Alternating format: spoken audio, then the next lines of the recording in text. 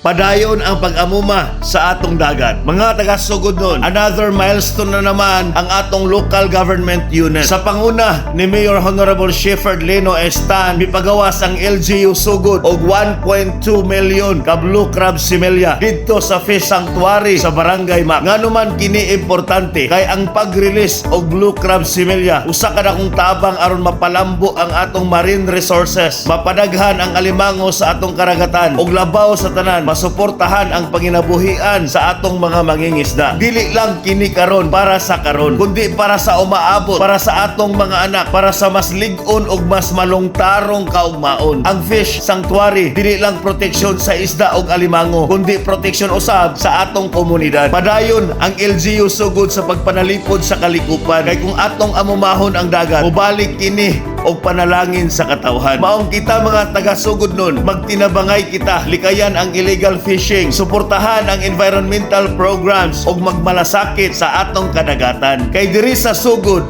sugod and sugod. GM Family Videokers, proud sugod nun.